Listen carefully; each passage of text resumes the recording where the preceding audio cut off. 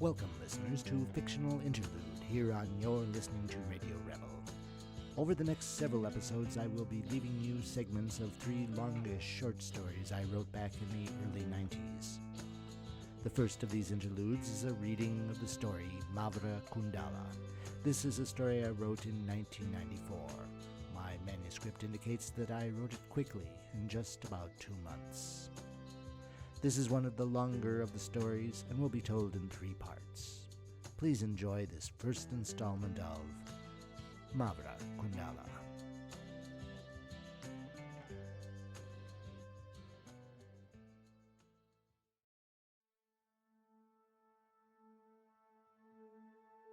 Mavra entered Mr. Pointer's life just 3 weeks after the death of his lifelong companion and housekeeper, Mrs. Peel. Mrs. Peel had served Terence Pointer his breakfasts and lunches and dinners for over 30 years, one could say a third of a century, so naturally her unexpected death was a loss that Mr. Pointer could not expect to recover from easily. He yet thought about Mrs. Peel every day, and sometimes felt guilty because he had not devoted such thought to his wife after she passed on. When Terence met Sylvia, they were both youngsters, hardly past 20 in Terence's case and hardly reaching 20 in Sylvia's, and they were both penniless. Terence's father had died when Terence was 9. His mother had scrubbed floors to be able to raise her only son.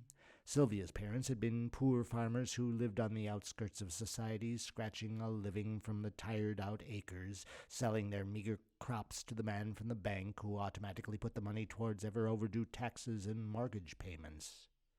Terence and Sylvia were nonetheless optimistic about their future because they both rightly felt that they were escaping from fate, even though they had decided to stay in the same small town of their childhood, which was a good little town, where many were poor and thus helped one another out regularly.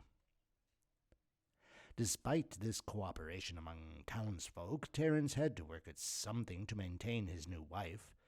There was no industry, so factory work was out of the question. The only source of income was farming, and agriculture was not in his blood.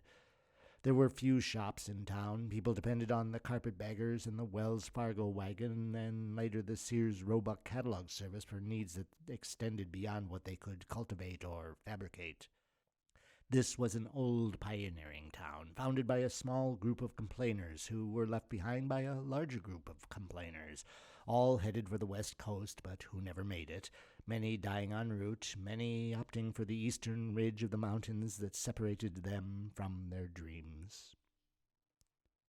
In earlier times, all the womenfolk of the town would gather in their square for 3 days and boil fat in order to make soap for their families.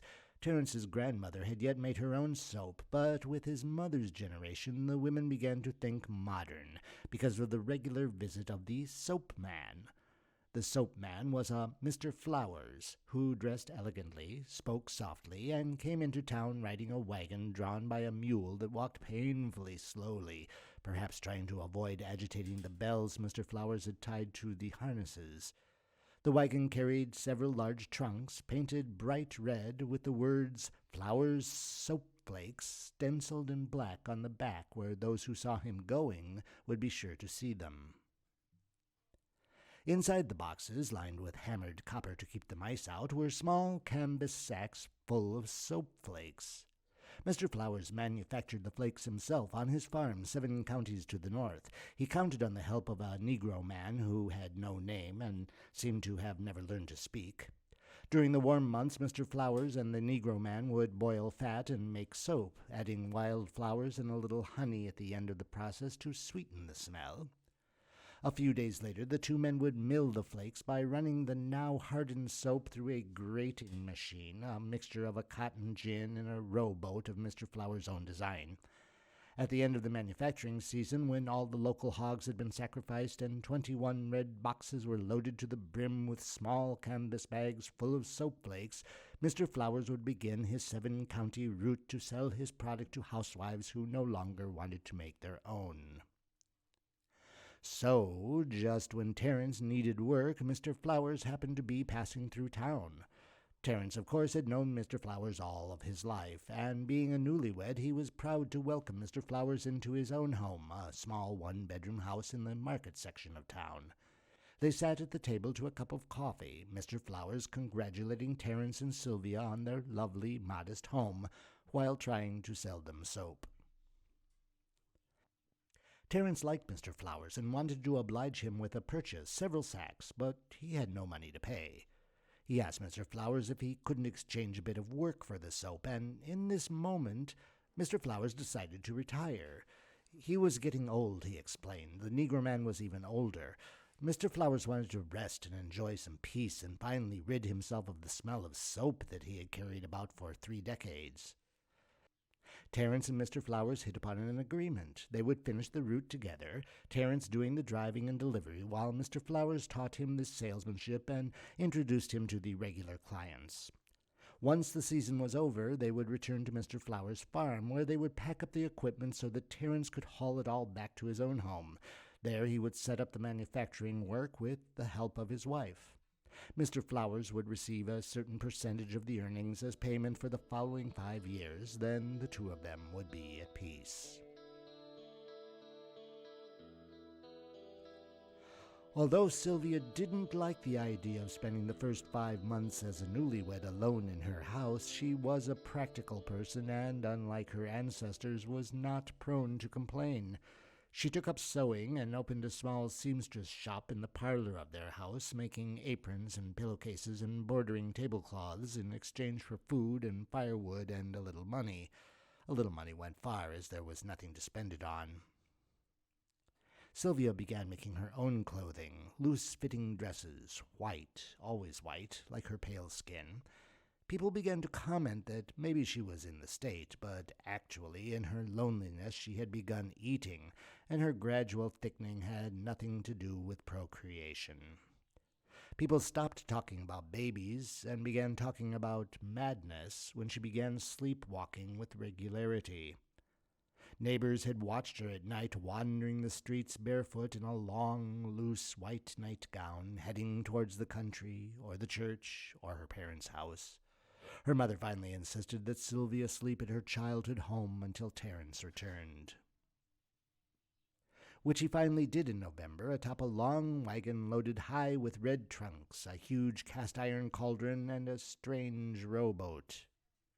Sylvia's parents bustled her off to her marriage bed, but she found herself alone, yet alone. Terence had become obsessed with the soap and spent all of his days practicing the procedures, bargaining with farmers and housewives for lard and tallow and ash, fantasizing, seeing his wealth overflowing from within the red boxes.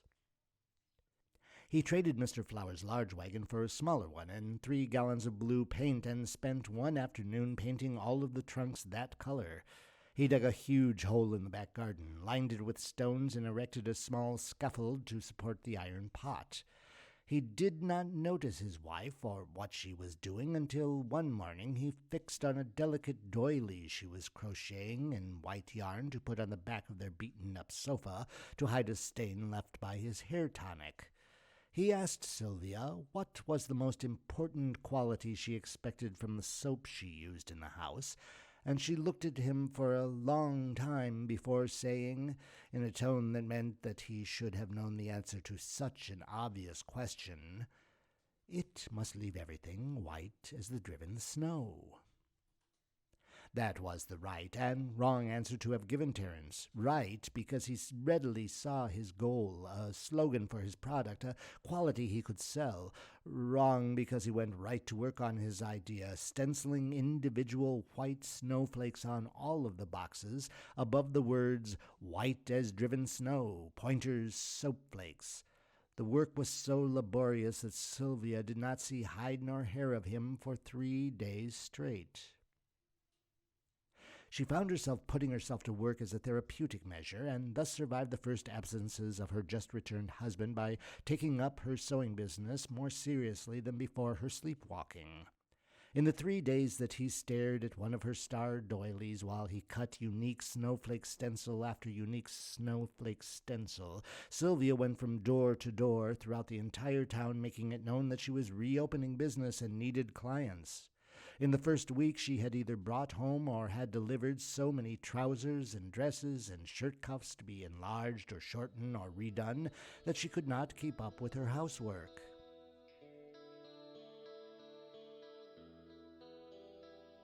Mr. Flowers had lived a little too far away from civilization, some might say out in the boondocks, which limited his sales zone to the distance he could travel during the summer and autumn.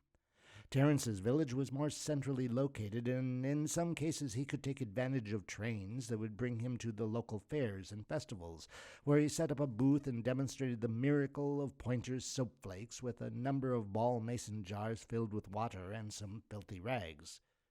He had experimented at home with different kinds of dirt and fabrics until he came upon a stiff canvas linen that contained so much starch that it repelled water even when wet, and thus repelled stains and dirt as well. He found that the dust from his backyard gave a satisfying appearance of filth, but with his highly concentrated wash flakes, the dirtied canvas would come out of the water white as driven snow. He had sent from the city the starched linen thread used in this canvas, and commissioned his wife, with payment, to make him 21 snowflake doilies that he could dirty up and then wash white. It seemed only natural to Sylvia that she should participate in the business. Much of her work came from mending, many of her clients being farmhands who had no idea even how to replace a missing button, nor with what. They took their clothes to a neighbor lady to have them washed, and on inspecting them, that neighbor would take those needing repair to Sylvia. Sylvia kept a close eye on the neighbor lady's soap supply and made sure that Terence always gave her a special discount.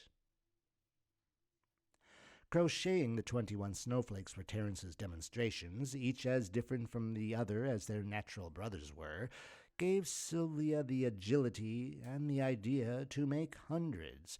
In this way she made sure that Terence included in each canvas bag, without prior notice, a snowflake doily. At first Sylvia made them all herself with the rapidity of a machine, but she found herself so overwhelmed by her husband's sales success that she decided to offer classes to local ladies in exchange for a communal dinner where everyone brought a hot plate. From these women and girls she chose 2 helpers, an older woman of some 66 years and a young girl of 21 who was soon getting married. These were wise choices. The older woman was steady and sure and basically good company. The younger was engaged to be married to a boy outside of town and would only be able to work for several months, relieving Sylvia of the task of letting her go once they had completed the season's flakes. She meant to keep the older woman on because of her plans for the next year. Terence was not entirely convinced of what his wife was scheming, but he let her explain herself. He would have preferred to tell his new lady clients of the added bonus of a handmade antimacassar tucked into every sack of Pointer's soap flakes, hoping to sell more sacks. Sylvia pointed out that that might make sales rise in this season, but what would they do the next season when they discovered that repeat customers still had soap left from the season before for having bought this season 2 bags instead of 1? He thought that with such an apparent abundance of soap in the house, the ladies would just naturally use more. Sylvia was not surprised at how little her husband knew about her and women in general. She didn't reply at once, but kissed him on the cheek, took him by the hand, leading him out through the kitchen to the washing room. There she sat him on a stool in the corner and asked him to imagine that she had just bought a new bag of Pointer's soap flakes and was about to do some laundry. She pointed out that the new bag was sewn closed, the method used by Mr. Flowers and then Terence to close the canvas. She wouldn't have opened it in Mr. Pointer's presence. Maybe there's a bit left in that older bag. There usually is. You don't have to use so much. It's pretty good soap. In any case, the recently purchased bag would remain closed for a determined length of time. "You know how women are," she jokingly told him. "When they open a package and find a surprise inside, a snowflake doily, they're touched. They will be touched to the heart," she continued, "and will remember pure as driven snow Pointer's soap flakes. The following year the ladies will eagerly ask you if there is a doily included in this year's supply, and you will tell them, of course. It's our way of saying thank you to our good, repeating customers." Terence thought the whole thing would look cheap since he planned on raising the price on each bag the next season as raw materials were proving a weight to his credit in town, and Mr. Flower's original prices, which had not changed, and his yearly cut of profits did not leave them making too much money. Sylvia instructed him that the money was not at all important, did indeed not exist. It was all credits anyway. People who lend you things are not looking for return on the thing they let you use, she told him. They are looking instead for someone to trust, and you must build this trust not only through the return, but also by being trusting. They finally decided that instead of looking for dirt that was easy to clean, they would create a product that would clean any kind of dirt. The snowflake doily plan was expected to take 3 years to bear fruit, 3 years during which Terence would educate himself in the making of soap. He went to the State Office of Agriculture and found an old chemist who was willing to take on a student in exchange for the company of the young man in a small payment when Terence was making money thanks to any changes he had made in the manufacturing process because of the chemist's tutelage. In later years, Terence took on his old tutor as chief chemist, whose main remuneration came from the work itself, and the possibility of learning from younger people who had more recently studied the world of chemicals.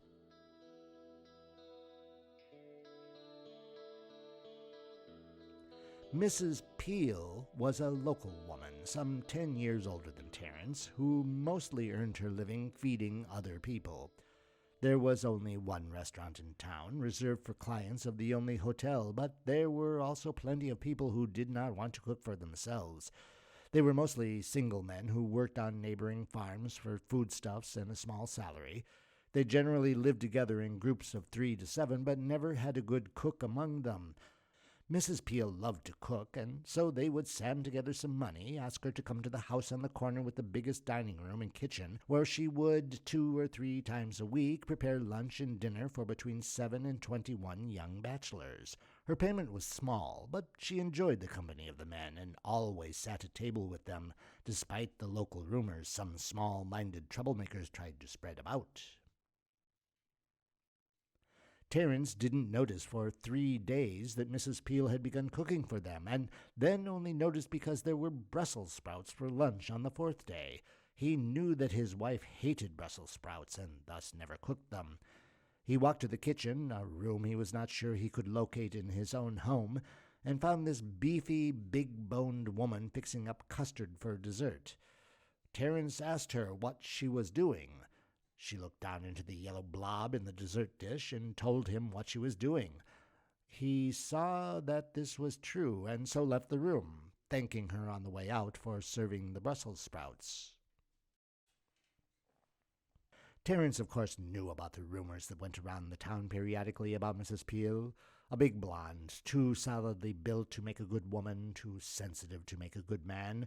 She was merely a person, and many could not face up to that fact. Townsfolk thought that she had a secret past, as she had appeared in the village unnoticed. She didn't have any friends, so it seemed. Attempts to wring information from her on the street or when she was with her boys, as she called the men she cooked for, were always met with polite negatives or a change of subject. Her manners were definitely European, and were the truth to be known, her parents had immigrated from the old country when she was a little girl. Mrs. Peel was not married because she found New World men too unruly and Old World men too stodgy. She had no friends because, as she told Sylvia on her first day in the house, she was not a person to be trusted. Mrs. Peel did not mean the kind of trust that allows employers to leave valuables and money around without fear of theft from the household staff. Mrs. Peel was a pilgrim. She didn't know when she might be called upon to move on and perform some other great chore. Presently, however, she assured Sylvia that she would fulfill her responsibilities until such a call as that which brought her to this town and to this house repeated itself. Mr. Pointer had to remember how to answer the door. The first ring of the chime so startled him that he let his spoon drop into the bowl of canned soup he had prepared for himself as a late lunch. He had been to the factory that morning and hadn't made time to remember that he had made an appointment to meet a new housekeeper to replace Mrs. Peel right after lunch. While he was trying to remember what to do when the doorbell rang in a house that had never had no one to answer the door chimes said ding-dong-ding again. That was best, he thought, since he was on the verge of dozing off from the thought of having to answer the door. He rose from the kitchen table and began the walk to the front of the house. Once their fortunes had been assured, some 5 years after having acquired Mr. Flowers' soap business, on the day that Mr. Flowers left for home for the last time from his yearly visit to Terence and Sylvia to see how they were getting along and joke about their yet childless union, to visit on old clients and publicize the new owner's product, to collect his ever-increasing percentage, this time his last, Sylvia made it clear to Terence that the time had come to build themselves a new home. Terence at first misunderstood and thought his wife was pregnant. Later, of course, he realized that this was not the case. During his last visit, Mr. Flowers had mixed the usual baby comments with remarks about expansion on their present house. He himself had expanded after several years in the soap business, said it gave him a feeling of being successful, that the following year his sales had risen as a result of a new self-confidence, a feeling of prosperity. Mr. Flowers did mention that he regretted the expansion for a while, living alone. The space only loomed at him like a threatening storm cloud, but that in the end everything worked out, since he took on the Negro man and let him live in the back of the house. That feeling of threat had returned, though, and he did not seem eager to get home. Mr. Flowers had brought the news that the Negro man had died this past winter.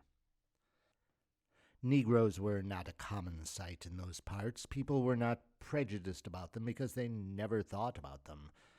This Negro had arrived on Mr. Flowers' doorstep, already a man well on in his years, and had communicated through gestures that he was looking for work in exchange for food and a place to sleep. Mr. Flowers obliged him. One morning this past December, Mr. Flowers was surprised when the Negro did not come in for coffee in the morning. He went to the Negro's room and found him stretched out in the bed, his hair turned totally white, his skin a pale gray, a smile on his lips, and his hands relaxed across his heart. The sun made a halo in the points of his hair, and Mr. Flowers thought for a moment that he might cry. Sylvia, who had never seen a colored person, was rather touched by Mr. Flowers' new loneliness, more than by the death of an anonymous mute Negro. Terence had met the man on several occasions and had passed him off as nothing much better than a plow horse or a milk cow. He might have thought trained monkey had he ever seen one, but he hadn't any more than he had seen any other person of any other race than his own.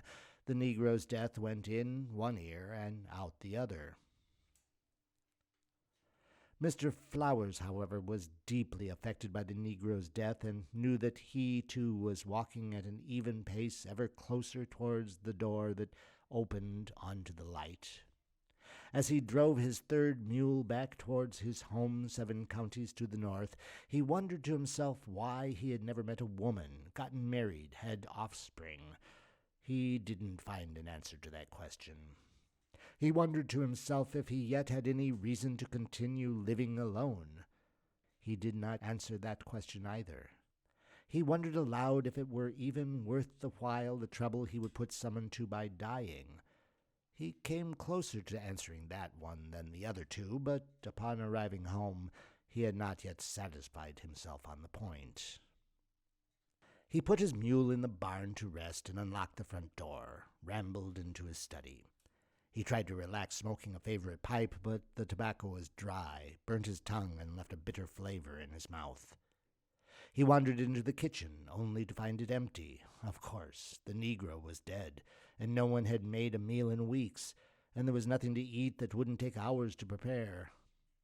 He started for his room, but nostalgia drew him further back into the house to the room where his only other human companion had slept. Except for having the body removed to the undertaker's, Mr. Flowers had done nothing to the 2 rooms behind the pantry. They were neat, but a layer of dust blunted the sharp edges of things. The sitting room had a lamp on a high shelf behind a single padded chair. On one side of the chair was a box full of printed matter. On the opposite armrest was a book, open, face down. When Mr. Flowers lifted it and turned it over in his hands, he only noticed the page number. On the other side of the room stood a fat buffet, the upper shelves filled with strange trinkets and gewgaws and knickknacks. Mr. Flowers picked up a coin and looked at it, seeing only the date. He carefully put it back in the circular clean spot indicated by the dust, next to the snowflake doily Mr. Flowers had brought the Negro the year before. In the bedroom there was the monk-like single bed, a table at its side with another lamp, a glass from which the water had long since evaporated, leaving a white crust that showed that it had been left there half empty. Mr. Flowers lay down, looked at the ceiling for half an hour, and died, not the least concerned for what they might say upon finding him in the Negro's bed.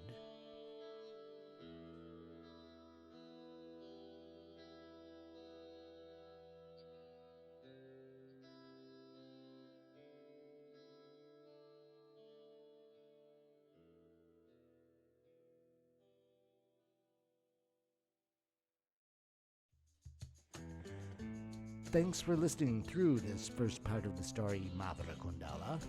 The next installment will be available for you all next week. Hope you tune back in. Cheers.